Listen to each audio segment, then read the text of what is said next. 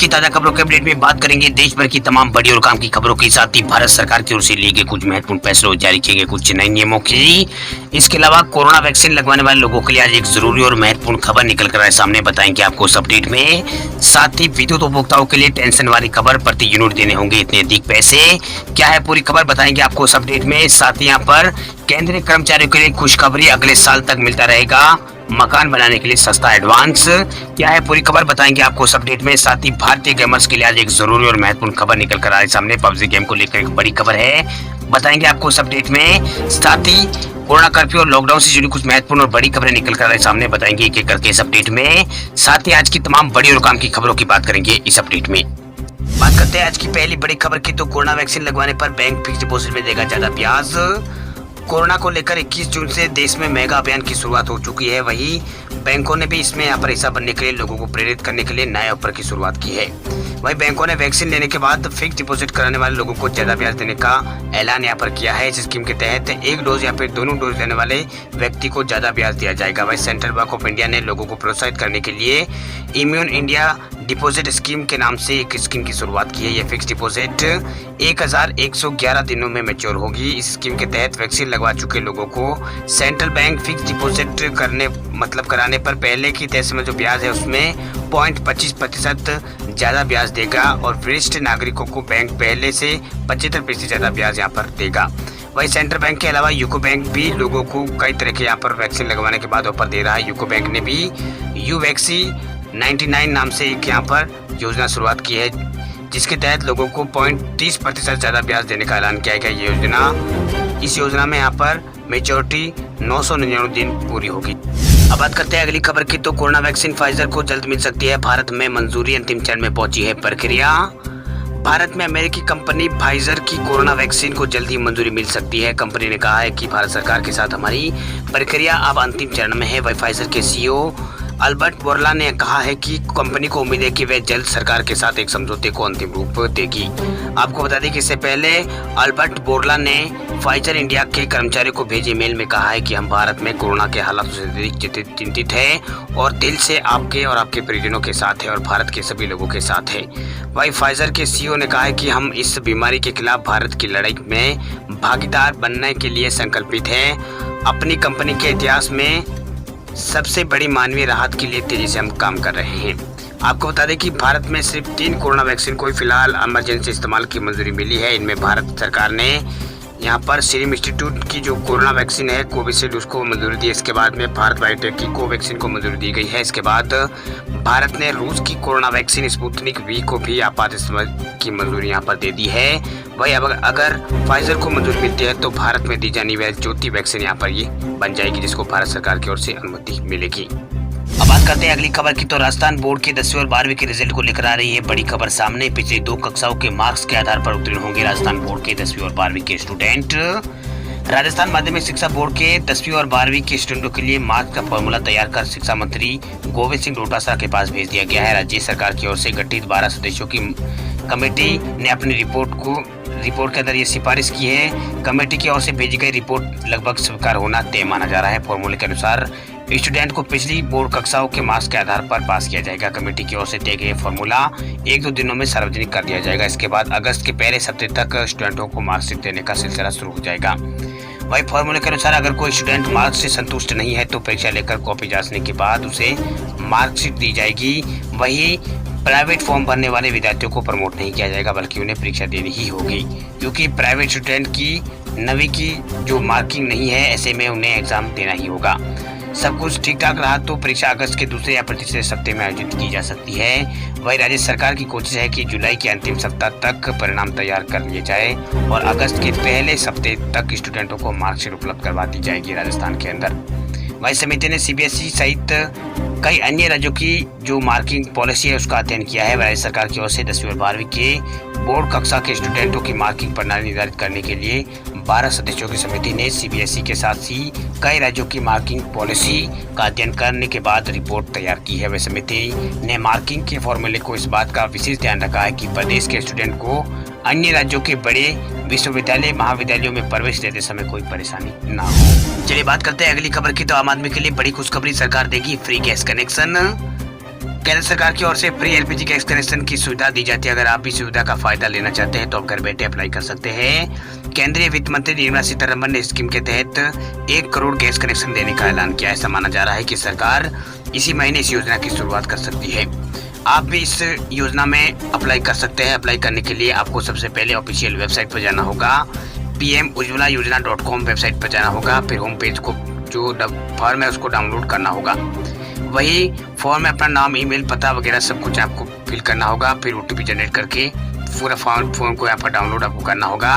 फिर आपको इस फॉर्म को अपने नज़दीकी एलपीजी एजेंसी में जमा कराने होगा। इसके बाद आपको डॉक्यूमेंट्स के आधार पर स्थानीय पता का प्रमाण पत्र और गरीबी रेखा से नीचे का राशन कार्ड और आपको फोटो आदि यहाँ पर देने होंगे। और डॉक्यूमेंट वेरीफाई होने के बाद आपको एलपीजी गैस कनेक्शन मिल जाएगा। चलिए बात करते हैं अगली खबर की। तो यूपी में खुलने जा रहे हैं बच्चों के स्कूल। योगी सरकार ने शुरू की है तैयारी, जारी किया है ये बड़ा आदेश। वैश्विक महामारी कोरोना वायरस संक्रमण की दूसरी लहर का असर अब कम हो चुका है। यूपी में कोविड वैक्सीनेशन का अभियान भी बड़े पैमाने पर चल रहा है। इस बीच यूपी की योगी आदित्यनाथ सरकार ने स्कूलों को खोलने की तैयारियां शुरू कर दी है। उत्तर प्रदेश के अंदर वही कक्षा 9वीं से लगाकर 12वीं तक के स्कूलों के छात्राओं के लिए स्कूल चलाने के लिए सरकार ने बच्चों के अभिभावकों से राय लेना भी शुरू कर दिया है।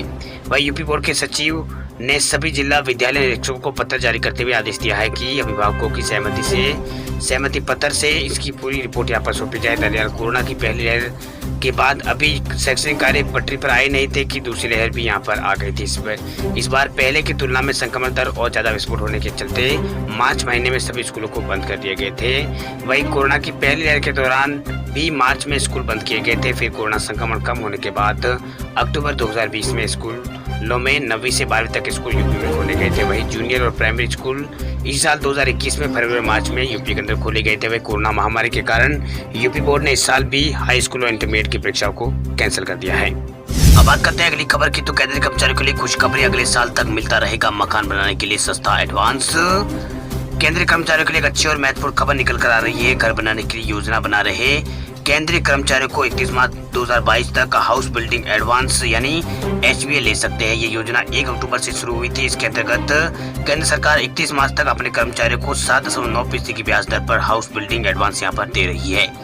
वही 7वें वेतन आयोग की सिफारिश पर हाउस बिल्डिंग एडवांस नियमों के मुताबिक केंद्र सरकार के कर्मचारी नए मकान के निर्माण या फिर नया घर फ्लैट खरीदने के लिए 34 महीने के मूल वेतन और अधिकतम 25 लाख रुपए या मकान की कीमत या फिर एडवांस चुकाने की क्षमता से जो भी कम हो उतना अमाउंट यहाँ पर एडवांस ले सकते हैं। एडवांस पर 7.9% की दर से साधारण ब्याज यहाँ पर लगेगा।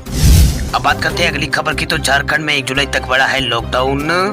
झारखंड राज्य के अंदर हेमंत सोरेन सरकार ने 1 जुलाई तक लॉकडाउन को आगे बढ़ा दिया है। झारखंड सरकार ने मंगलवार को राज्य में लॉकडाउन जैसी पाबंदियों को 1 जुलाई तक जारी रखने का आदेश दे दिया है। वही मौजूदा लॉकडाउन आज यानी 24 जून तक यहाँ पर सुबह 6 बजे तक समाप्त हो रहा था। वही आपदा प्रबंधन विभाग ने इस संबंध में दिशा निर्देश यहाँ पर जारी किए हैं और कोई भी यहाँ पर अतिरिक्त छूट यहाँ पर नहीं दी है। यानी 16 जून को लागू हुए लॉकडाउन के दिशा निर्देश 1 जुलाई तक यहाँ पर लागू रहेंगे। प्रदेश के मुख्यमंत्री हेमंत सोरेन की अध्यक्षता में हुई आपदा प्रबंधन की बैठक में ये फैसला लिया गया है। वही सरकारी दिशा निर्देशों के अनुसार राज्य में पहले की तरह शाम 4 बजे तक दुकानें खुलेगी। वही शनिवार शाम 4 बजे से सोमवार को सुबह 6 बजे तक पूरे राज्य में वीकेंड लॉकडाउन रहेगा। यानी वीकेंड यहाँ पर लॉकडाउन रहेगा। इस दौरान सिर्फ मेडिकल स्टोर और दूध की दुकानें खुलने की अनुमति है। वही निर्णय के अनुसार शॉपिंग मॉल और यहाँ पर डिपार्टमेंट स्टोर का संचालन की अनुमति यहाँ पर रहेगी। वही सभी सरकारी और प्राइवेट जो ऑफिस वगैरह है वो 40% कर्मचारियों के साथ खुलेंगे। वही शाम 4 बजे तक उनको खोलने की अनुमति दी गई है। जबकि भोजन की होम डिलीवरी की अनुमति है। वही आदेश के अनुसार सभी सामानों के परिवहन की अनुमति है। साथ ही सभी पूजा स्थलों को पर्यटकों के प्रवेश के बिना खुले रखने की अनुमति है। वही राज्य में 5 से अधिक व्यक्तियों के साथ सभी इंडोर आउटडोर मंडली पर प्रतिबंध है। अंतिम संस्कार में 20 व्यक्ति यहाँ पर शामिल हो सकते हैं। इसके अलावा शादी समारोह घर पर और अदालत में आयोजित यहाँ पर किए जा सकते हैं। वह सार्वजनिक स्थान जैसे कि सामुदायिक हॉल और दूसरे हॉल वगैरह आदि यहाँ पर नहीं होंगे। वही सभी विवाह और बारात पर बैन सरकार की ओर से लागू कर दिया गया है 30 जून तक। इसके अलावा दूल्हा और दुल्हन सहित 11 लोगों से अधिक अगर विवाह स्थल में कोई शामिल होंगे तो उसको यहाँ पर जुर्माना लगाना है। मतलब 11 लोग यहाँ पर शामिल हो सकते हैं विवाह समारोह के अंदर। साथ ही झारखंड आने वालों के लिए 7 दिन के लिए होम क्वारंटीन भी यहाँ पर अनिवार्य कर दिया गया है। झारखंड राज्य में कोई बाहर से अगर आता है तो उन्हें 7 दिन के लिए होम क्वारंटीन रहेगा। चलिए बात करते हैं अगली खबर की। तो बैटलग्राउंड मोबाइल इंडिया गेम खेलने के लिए 10 नियम है जरूरी, नहीं माने तो हो जाएंगे आप ban. Battleground Mobile India game के रिलीज से पहले क्रॉपटन ने अपने प्लेयर्स के लिए स्थायी रूप से प्रतिबंध होने और सभी इन गेम संपत्ति को खोने से बचने के लिए कुछ यहाँ पर रूल्स एंड रेगुलेशन यहाँ पर सेट किए हैं। 22 सितंबर 2020 में भारत सरकार ने यहाँ पर पबजी मोबाइल गेम पर प्रतिबंध लगा दिया था। अब क्रॉपटन इंक के कई प्रयासों के बाद कुछ बदलाव और एक नए नाम के साथ ये गेम वापसी भारत के अंदर कर रहा है। बैटलग्राउंड मोबाइल इंडिया जो गेम है फिलहाल in public beta testing phase में है। इसे जल्द ही भारत में लॉन्च किया जाएगा। इस बार डेवलपर सतर्क है और गेम के नियम भी थोड़े सख्त कर दिए गए हैं। नियम नहीं मानने पर आपको बैन भी किया जा सकता है। गेम की रिलीज से पहले क्रॉपटन ने अपने प्लेयर्स के लिए स्थायी रूप से प्रतिबंध होने और इन गेम संपत्ति को खोने से बचने के लिए कई रूल्स एंड रेगुलेशन सेट यहाँ पर किए हैं। यहाँ हम बैटलग्राउंड मोबाइल इंडिया गेम के प्लेयर्स के लिए क्रॉपटन द्वारा जारी किए गए 10 प्रमुख नियमों के बारे में आपको बताने जा रहे हैं। 10 नियमों में पहला नियम है किसी भी खिलाड़ी को दूसरे पर फायदा उठाने के लिए गेम में किसी भी धोखाधड़ी वाले टूल्स का उपयोग ना करें। भाई किसी भी खिलाड़ी को गेम में लॉगिन करने के लिए किसी भी अनऑफिशियल थर्ड पार्टी प्रोग्राम का उपयोग नहीं करना चाहिए, जिसका परिणाम स्वरूप यहाँ पर क्लाइंट और फाइल डेटा बदल जाता है।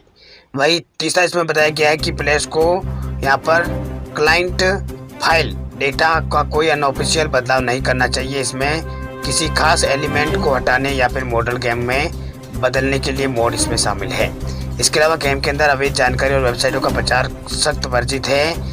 इसके अलावा प्लेयर्स को एक टीम गेम सेट नहीं करना चाहिए वे जिस प्लेयर को किसी भी तरह यहाँ पर धोखा मिलता है। और इसके अलावा कई तरह की यहाँ पर बात कही गई। इसमें Battlegrounds Mobile India and users license समझौते के बाद आपके अकाउंट से अवैध टॉपअप राशि काटने के लिए कार्रवाई करेगा। नए टॉपअप को भी कटौती में तब तक गिना जाएगा जब तक कुल अवैध यहाँ पर टॉप अप राशि नहीं काट ली जाती है। यहाँ पर पबजी गेम की ओर से बैटलग्राउंड मोबाइल इंडिया के लिए 10 गेम यहाँ पर 10 नए नियम यहाँ पर लागू किए गए। अब बात कर लेते हैं आज के मौसम समाचारों की। तो यूपी छत्तीसगढ़ में हुई है वर्षा, पूर्वोत्तर भारत में बारिश की है संभावना।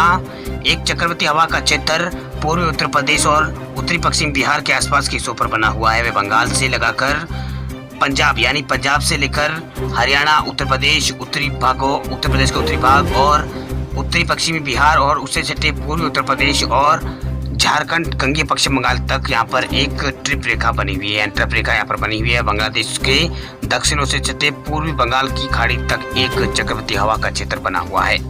वही एक ट्रिप रेखा उत्तरी कर्नाटक और दक्षिणी केरल तक भी यहाँ पर फैली हुई है।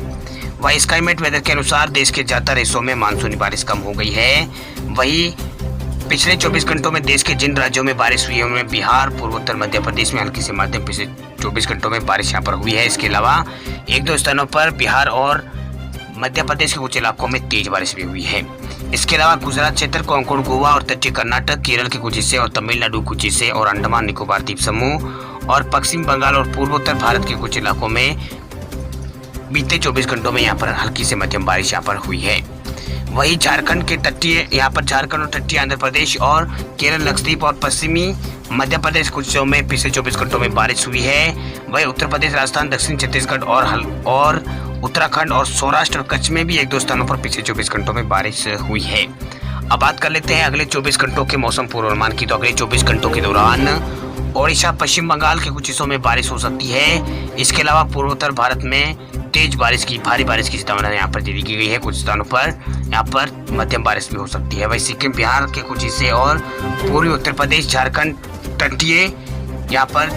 तटीय आंध्र प्रदेश के इलाके और छत्तीसगढ़ के अलग अलग हिस्सों में बारिश यहाँ पर अगले 24 घंटों में होगी। इसके अलावा तटीय कर्नाटक कुछ हिस्से, तमिलनाडु कुछ हिस्सों में 1-2 स्थानों पर तेज बारिश हो सकती है। इसके अलावा पूर्वी मध्य प्रदेश, दक्षिणी पूर्वी राजस्थान में मानसूनी बारिश जारी रहेगी। यानी दक्षिण पूर्वी राजस्थान के जो जिले आते हैं वहां पर मौसम मेहरबान रहेगा, यानी मानसूनी बारिश यहां पर जारी रहेगी। इसके अलावा दक्षिणी पश्चिमी एमपी में भी बारिश जारी रहेगी, कोंकण में बारिश जारी रहेगी, गोवा में जारी रहेगी, गुजरात के कच्छ क्षेत्र और उत्तरी गुजरात और दक्षिणी गुजरात के कुछ इलाकों में बारिश की संभावना है। वहीं पश्चिम हिमालय और तेलंगाना के आंतरिक इलाकों में और कर्नाटक में छटपुट हल्की बारिश हो सकती है। ये मौसम विभाग ने इसको लेकर अलर्ट यहाँ पर जारी किया है, यानी इन राज्यों में आने वाले 24 घंटों में बारिश के आसार है।